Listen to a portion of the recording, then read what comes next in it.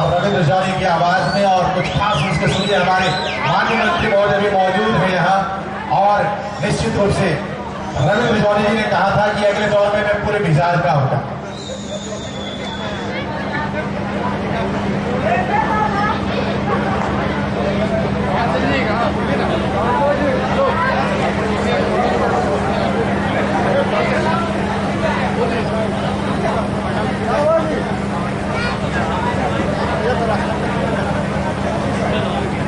Hello, हाँ,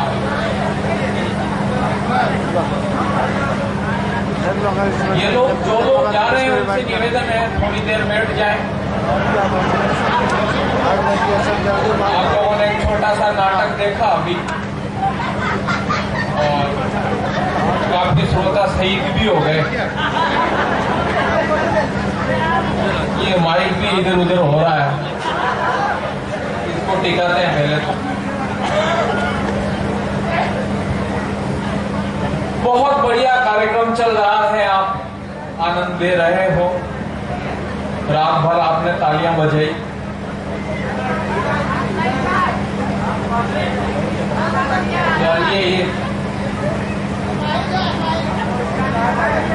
ये mic वाला सिस्टम। परसों पहले दिन की बात है, मंत्री जी बैठे हुए कार्यक्रम में मैंने 3-4 तड़कते भड़कते चुटकुले सुने, आधे श्रोता भग गए। 2-3 और सुने, आधे थे वही भग गए। लास्ट में अंतिम में खाली एक आदमी बैठा रहा, तो मैं उसके पास चला गया नीचे मंच से उतर करके और मैंने जाके प्रणाम करके कहा, मैंने कहा भैया आपने मेरी पूजा को समझा, आपने मेरी भावना को समझा, बताइए आप कौन है? तो उसने कहा मैं माइक वाला हूँ। ये सिस्टम है, हो जाता है। बहुत बढ़िया कार्यक्रम आनंद से सुन रहे हो और रात भर से तालियां कूदती रहे। और आप लोगों की स्थिति वो आप लोगों ने देखा होगा, गन्ने की दुकानें देखी होगी, वो गन्ने की चरखी होती है, उसमें वो गन्ने वाला गन्ना फंसाता है, उसका जूस निकालता है, फिर उसको वापिस फंसाता है। ऐसे करते करते लास्ट में क्या है, खाली छिलके रहते हैं, उसका सारा जूस निकल जाता है। तो ये सारे कलाकार जितने भी थे, सारे पट्टे सारे के सारा जूस पी गए और मेरे भाग्य में कुछ नहीं छोड़ा। पर मैं भी इनका अलग टाइप का, इनको पता नहीं कि मैं कॉन्फिडेंस का आदमी हूँ। मैं अलग काम करूंगा, मैं उन छिलकों को इकट्ठा करूंगा और उसमें नींबू फंसाऊंगा, फिर से जूस निकालूंगा। झारखंड का आदमी अपने आप में इंटेलिजेंट है, मंत्री जी बैठे हुए हैं। झारखंड का आदमी इतना इंटेलिजेंट है कि कुल्फी भी खाए तो चारों तरफ से चाट के देखे, बोले टेस्ट कैसा है। सही बता रहा हूँ, कुएं में गिर जाए तो शैम्पू मांग ले, बोले नहाते धोते ही चले। सिस्टम ऐसा हो गया, अपने आप में अलग जगह। आपके इधर एयरपोर्ट से बाहर निकला एक लड़का, तेजी से साइकिल लेके जा गया, नीचे गिर पड़ा। अच्छा, जैसे उसके पास गया, उसको छूने की कोशिश की तो बोला रहने रहने, ये अपने उतरने का स्टाइल है। मिठाई की दुकान पर एक लड़का कभी जलेबी को टच कर रहा, कभी लड्डू को टच कर रहा। तो 5 मिनट बाद दुकान वाले ने कहा, बोले इतनी देर से कुछ नहीं ले रहा, क्या देख रहा है? तो लड़के ने स्टाइल मारते हुए कहा, अंकल कुछ नहीं, मौका देख रहा हूँ। ये बच्चे हो गए आजकल में। हमारे भाई साहब बहुत बढ़िया संचालन कर रहे हैं। परसों मैं दिन इनके घर पे चला गया, इनका 8-10 साल का लड़का 6ठी क्लास में पढ़ता है। भाई साहब ने चाय वाय पी ली, उसके बाद वो लड़का मेरे पास में, तो मैंने कहा बेटा कौन सी क्लास में पढ़ते? बोले अंदर 6ठी क्लास में पढ़ता हूँ। मैंने कहा बहुत बढ़िया बात है। मैंने कहा मैं तुमसे प्रश्न करना चाहता हूँ। बोले करो। मैंने कहा अगर मैं तुम्हारे पिताजी को 5% ब्याज की दर से 40,000 रुपए 4 महीनों के लिए दूं तो वापिस कितना देंगे? बोले 1 पैसा नहीं देंगे। मैंने कहा क्यों, गणित नहीं जानते क्या? बोले मैं तो गणित जानता हूँ अंकल, आप पापा को नहीं जानते। ये सिस्टम है, ये आजकल के बच्चे हो गए हैं।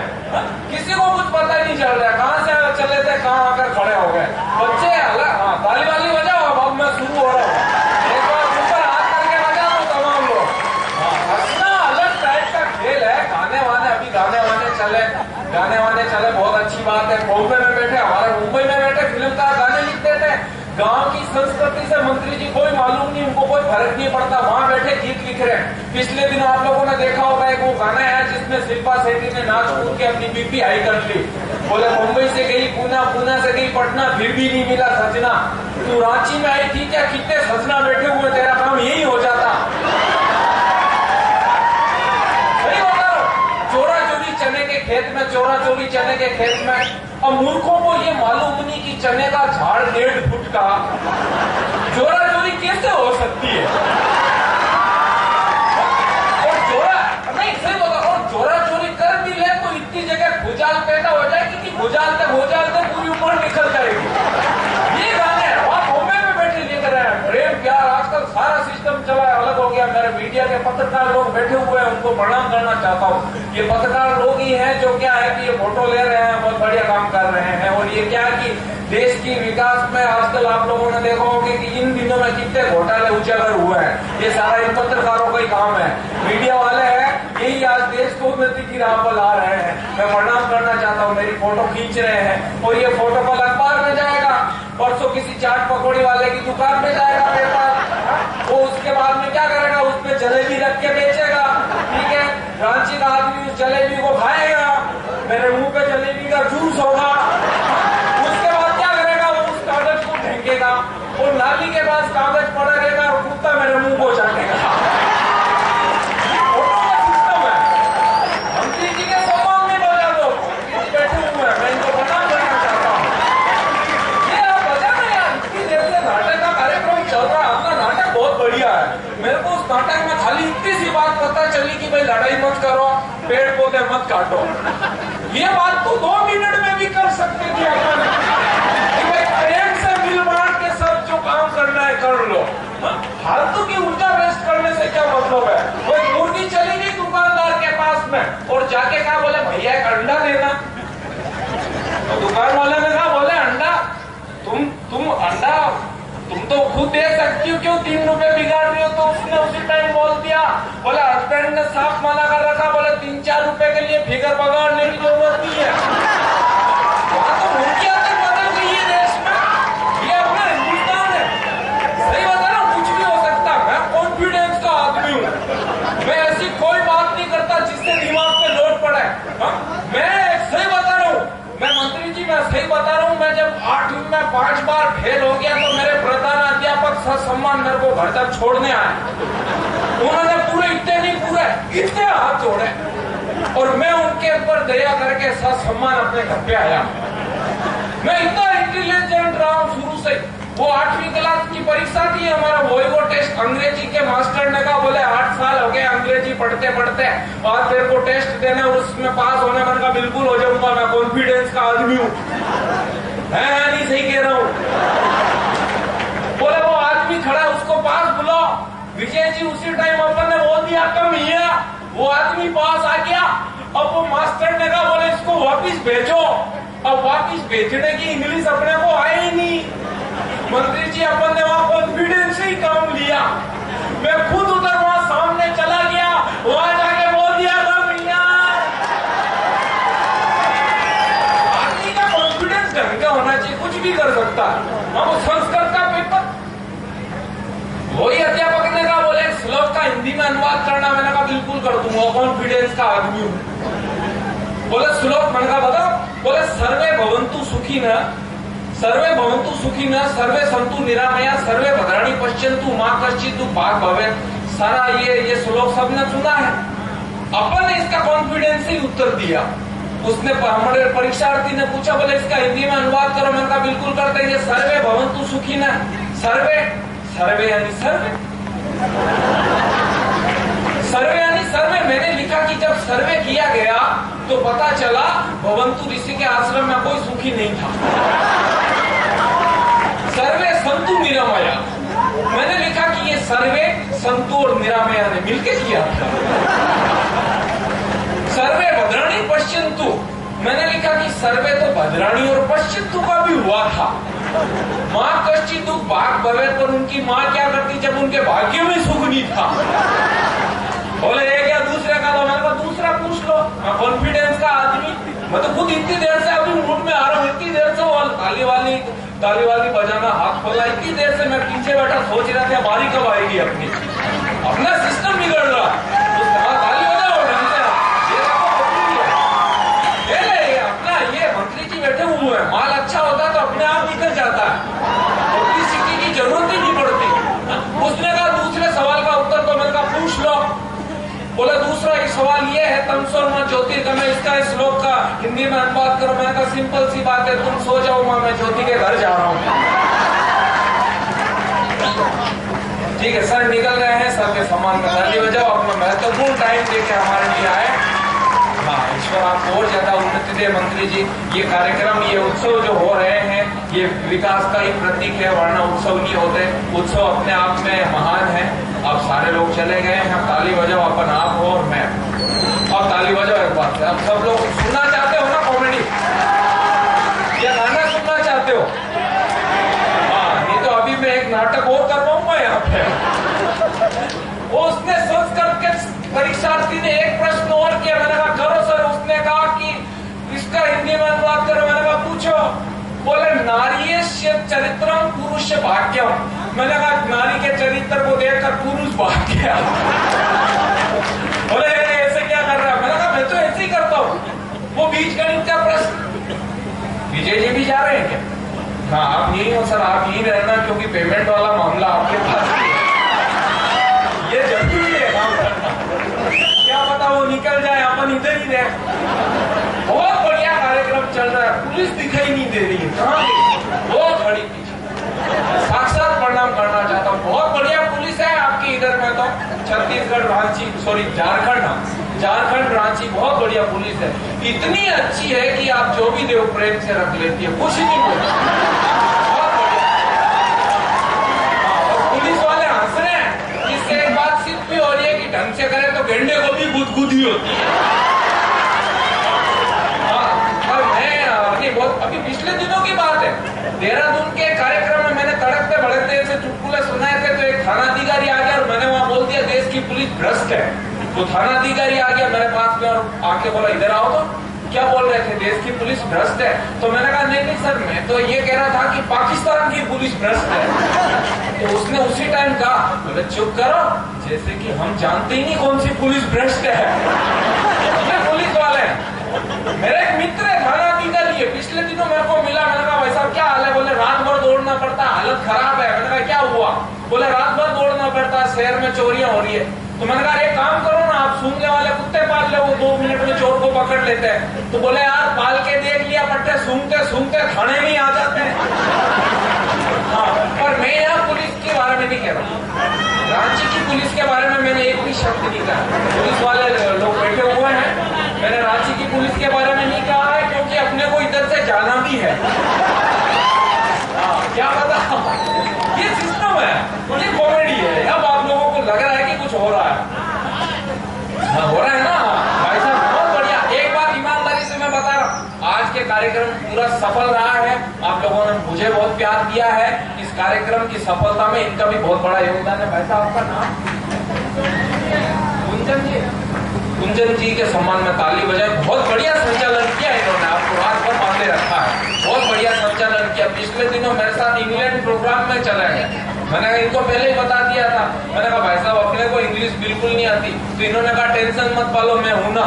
मैंने कहा कोई दिक्कत नहीं। बोला मैं इंग्लिश का मास्टर हूँ। तो मैंने कहा कुंजन जी साथ में, तो फिर दिक्कत काहे की है? हम लोग इंग्लैंड में प्रोग्राम करने के लिए गए। प्रोग्राम करने के बाद हम लोग एक रेस्टोरेंट में बैठे हुए, वहां मैंने चाय का ऑर्डर किया। चाय का ऑर्डर करते ही वो इंग्लिश वेटर मेरे पास आया और बोला यू ब्लडी इंडियन। कॉफी का कहा वही बात, बोले यू ब्लडी इंडियन। उसने मेरे को 5-7 बार ऐसे ब्लडी इंडियन बोला, तो मैं समझ गया कि ये गालियां दे रहा है। तो मैंने गुंजन जी को कहा, मैंने कहा यार भाई साहब ये अंग्रेज की औलाद इतनी देर से गालियां बक रहा है, इसका कुछ इलाज करो। तो इन्होंने कहा कि इस बार मैं इसकी फाइल निपटाता हूँ, तुम किसी चीज का ऑर्डर करो। मैंने फिर कोल्ड ड्रिंक के लिए कहा, वही बात, वो अंग्रेज वेटर आया बोला यू ब्लडी इंडियन। उस टाइम गुंजन जी को गुस्सा आ गया, ये जोर से बोला respectfully I beg to say that I will say cannot come to school kindly grant me leave for today joke है। अंग्रेज चुप हो गया और मेरी आंखें ऐसी फटी की फटी रह गई। और मैंने कहा यार भाई साहब क्या इंग्लिश जानते हो? आपने तो इसकी 2 मिनट में फाइल सटा दी। तो इन्होंने कहा गुंजन जी ने, बोला साला अंग्रेज चुप हो गया जो ठीक था, वरना मैं कहूँ का पूरा निबंध याद करके आया था। ये दुनिया में कई बार हो सकती है। ये अलग टाइप का गेम है। हंसना एक बात आप लोगों को बता रहा हूँ, आप एक बात कान खोल के सुन लें और समझ भी लें कि हंसना जो होता है भगवान ने, ईश्वर ने केवल इंसान को दिया। इंसान ही हंस सकता है। क्या आपने कभी किसी गधे को हंसते हुए देखा है? अगर किसी गधे को हंसते हुए देख लो तो समझ लेना कि वो इंसान होने की कोशिश कर रहा है, कोई अच्छी बात हो। और इंसान अगर ना हंसे तो ये सोच लेना कि ये वो होने की कोशिश कर रहा है। ये स्थितियां हंसना हम लोगों के आसपास है। सर बैठे मैं बहुत गौर से सुन रहे हैं सर, आपको भी प्रणाम करना चाहता हूँ। हाँ, सबको प्रणाम करूंगा जितने भी लोग हैं, प्रशासन के लोग हैं सारे, और पेमेंट इन्हीं के पास में है। ये जरूरी है काम। अकेले आदमी आप लोगों ने देखे होंगे, उनकी क्या होता है कि आवाज नहीं हाथ से निकल आता है। वो एक अकेले आदमी की शादी हुई, शादी वाले दिन पत्नी के पास गया और जाके बोला ले घूंघट हटा। पत्नी भी अकेली थी, बोली मेरे को शर्म आ रही है। तो उस अकेले ने कहा, बोले तू भी अकेली, मैं भी अकेला, आज से तू मेरी बहना, मैं तेरा भैया। ये अकेले का आनंद है भाई साहब। वो क्रिकेट का मैच चल रहा, उसमें वो कैप्टन अकेला, रेफरी ने सिक्का फेंका, बोले हेड या टेल। उसने कहा हाँ यही। मेरे को लोहे का सामान बनाना था, लोहा के पास में चला गया, वो भी अकेला। मैंने कहा चिमटा बनाना है, बोला बना दूंगा। मैंने कहा इतनी देर में तो बन ही जाता। उसने कहा बना दूंगा। उसने लगाया, आप लोग जानते हो कि लोहे को गर्म करते हैं फिर ऊपर से ठोका जाता है। उसने गर्म किया और ऊपर एक लड़का बैठा हुआ उसको कहा, बोला बेटा ठोक। वो बच्चा भी अकेला था, बोला पापा कहां पर? तो उस नीचे वाले ने कहा, बोला रहने ठंडा हो गया। ये अकेलों का आनंद है साहब। कोई प्लेन जा रही, उसमें अगला आदमी फंसा हुआ, अचानक एयर होस्टेस ने सूचना जारी कर दी, बोला 30 तक गिनती गिने और कूद जाए, थोड़ी देर में प्लेन क्रैश होने वाला है। वो अगला आदमी पहुंच गया एयर होस्टेस के पास में और जाके बोला मैडम मेरे को कितने तक गिनना है?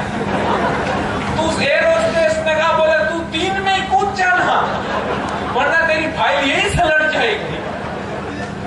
ये पिछले दिनों गीता प्रेस गोरखपुर वालों की किताबें ज्यादा छप गई, तो उन्होंने अखबार में इश्तिहार दिया, बोले जो भी भाई बेरोजगार है किताबें बेच के कमीशन कमाए।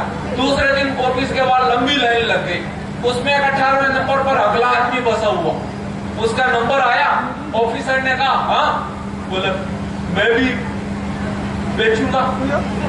बोले तुम क्या खाक बेचोगे, चलने मिलने का ढंग नहीं है, तुमसे सही बोला नहीं जा रहा। बोले बेचूंगा। ऑफिसर लोगों को दया आकी, बोले यार इसको 50 किताबें दे तो बेचेगा तो ठीक है, नहीं तो अपन ऐसे ही सोच लेंगे कि वेस्ट हो गई। भाई साहब वो अगला आदमी आधे घंटे में वापिस आके लाइन में लग गया और उसका वापिस नंबर आ गया, बोला 50 और देना। वो ऑफिसर ने कहा, बोला अब तक तो कोई बेच के नहीं आया, तुम इतना जल्दी कैसे करके आ गए, हम तुम्हारा कमीशन डबल कर देंगे, तुम बताओ तुमने ये कैसे किया? तो उसने कहा अगले ने, बोला कुछ नहीं है, लोगों के घर पे गया, बेल बजाई और कहा ये गीता की किताब है, ले रहे हो पढ़ के सुनो। ये अगलों के आनंद है साहब। एक बार ताली बजाओ, ताली बजानी जरूरी है, ये मत भूलना। आपने वो लकड़ आरे की कहानी सुनी होगी, युवा मित्र बैठे हुए हैं, लकड़ आरे की कहानी सुनी होगी। एक लकड़ आ रहा था, जंगल में लकड़ियां काटने जाता था, तो एक दिन उसकी कुल्हाड़ी नदी में गिर गई, तो वो जोर जोर से रोने लगा।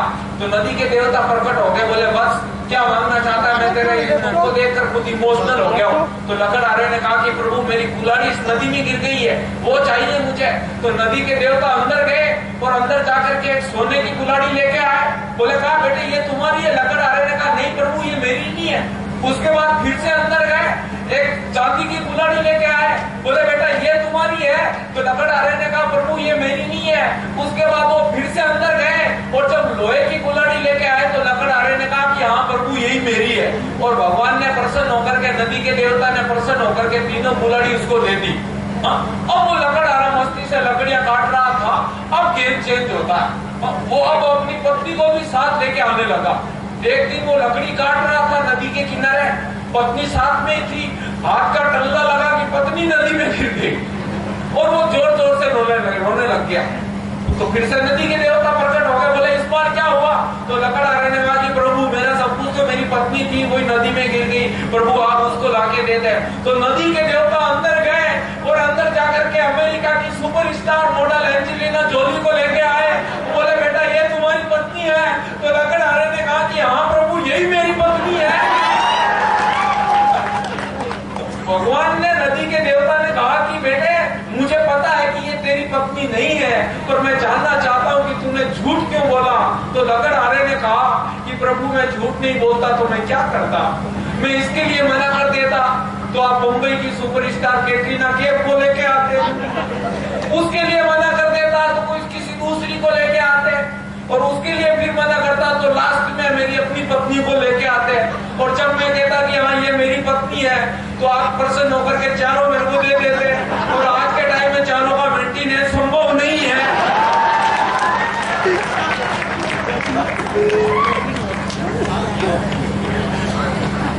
थोड़ा एक वो सौम्या की एंट्री है, उसके बाद में फिर से आप लोगों के बीच आऊंगा।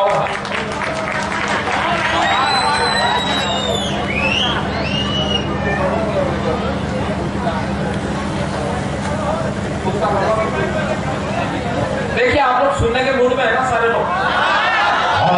एक डांस है उसका देख ले, उसके बाद में फिर वो बच्ची है, उसका हौसला बढ़ाना जरूरी है। आपकी झारखंड की है, पूरे देश भर में इन दिनों उसका नाम चल रहा है, मैंने खुद उसे देखा है। तो एक बार उसके सम्मान में भी ताली बजाएं, बहुत बढ़िया काम कर रही है सौम्या और उनके साथी ग्रुप डांस लेकर के आ रहे हैं। रविंद्र जौनी जी के लिए जोरदार तालियां बजाइए ताकि थोड़ी जनाब ऊपर वाले ने खूब हुनर इनको बख्श दी है। यूं ही इनकी जुबान पे शब्द आते रहे, यूं ही इनके चेहरे पे मुस्कान बनी, नैसर्गिक मुस्कान और हंसाने का हुनर इनका यूं ही बढ़ता चले। अभी तो बच्चा है, जवान होने दीजिए, फिर देखिए कैसे अगड़ाइयां लेते हैं।